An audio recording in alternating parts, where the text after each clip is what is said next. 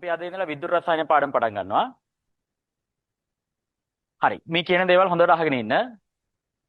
විද්‍යුත් රසායන පාඩම රසායන විද්‍යාව අපිට හම් වෙන පුතේ ලේසිම පාඩමක්. මේක මාරම ලේසි. හරිද? මේ පාඩමේදී ඔයාලට තියරි වැඩිපුර ඉගෙන ගන්න තියෙනවා. කැල්කියුලේෂන්ස් හා සම්බන්ධ යෙදීම් තියෙන ඉතාමත්ම අඩුවේ. මේ පාඩම කොටස් දෙකකට බෙදෙනවා. ඒ තමයි රසායනික කෝෂ සහ විද්‍යුත් විච්ඡේදනය කියලා වෙලා. අපි මේ පාඩම දවස් 4කින් අධ්‍යයනය කිරීම කරන්නේ. දවස් 3ක් අපි කෝෂ පිළිබඳව අධ්‍යයනය කරනවා. ඊළඟට විද්‍යුත් විච්ඡේදනය පිළිබඳව අපි එක දවසක් අධ්‍යයනය කිරීම කරනවා. ඔයාට හරිද? රසායනික කෝෂය යටතේ එක ගණන් වර්ගයයි හදන්න තියෙන්නේ. ඒ කෝෂයක විද්‍යුත් ගාමක බලය සෙවීම. විද්‍යුත් විච්ඡේදනයේදී අපි විද්‍යුත් විච්ඡේදනය ප්‍රමාණාත්මක ලෙස අධ්‍යයනය කිරීම කරනවා. හරිද? විභාගයේදී මේ පාඩමේ තියෙන වැදගත්කම තමයි ඔයාට රචනා ප්‍රශ්නයක් අනිවාර්යයෙන්ම හම්බ වෙනවා. ඒ ප්‍රශ්නෙට සාමාන්‍යයෙන් ලකුණු 75ක් දෙනවා. ඒට අමතරව MCQ පේපර් එකේදී සාමාන්‍යයෙන් MCQ ප්‍රශ්න දෙකක් දෙනවා. ඉඳලා හිටලා වෙලා පේපර්ස් වල MCQ ප්‍රශ්න තුනකුත් දකින්න හම්බ වෙන අවස්ථා තියෙනවා. හරිද?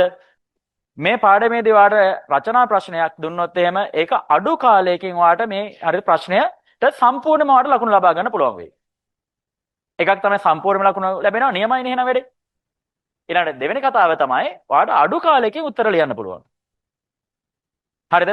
මේ පාඩම ඔයාට විනාඩි 5කින් පාඩම සම්පූර්ණ ඉවරුනාට පස්සේ ෂෝට් නෝට් එකක් ගහලා ඔයාට නැවත මතක් කර ගැනීම කරන්න පුළුවන්. ඔයා පාඩම කරන කාලෙදී 30න් ඉන්න.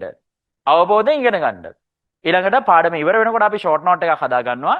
ඒ ෂෝට් නෝට් එක ඔයාට විනාඩි 5ක් වගේ කාලයකදී ෂෝට් නෝට් එක පාවිච්චි කළා ඔයාට මුළු පාඩමම මතක් කරගන්න පුළුවන්. එහෙනම් මේ පාඩම නියමයිනේ. හරිද? අපි කියන විදිහට වැඩ කරගෙන යන්න. හරිද? ඔයාට අපි පන්තියේදී ඒ මාතෘකාවලට අදාළ ප්‍රශ්න ටික තියරි ඇතුළේදී අපි කරනවා. ඊළඟට පාස් පේපර්ස් ටික කරනවා.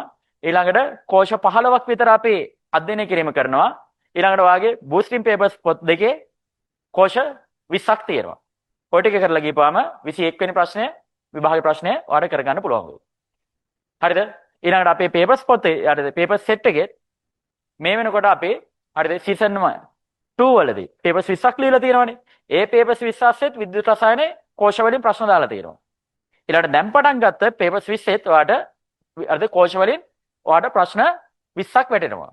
එතකොට ආසන්න ඔයා කෝෂ 60ක් 70ක් අධ්‍යයනය කරලා යන්න. එහෙම ගිහලා ඉතින් කෝෂ බැරි නම් අය කතා කරලා වැඩක් නැහැ නේ. හරිද? ඒකෙන්ද ඔයාට මේ පාඩම මුලින් ඉඳලා හරියට අධ්‍යයනය කරන්න ඔයාට හොඳට ඒ වල විභාගෙදී ස්කෝර් කරන්න පුළුවන් පාඩමක් තමයි විද්‍යුත් රසායනය කියලා කියන්නේ.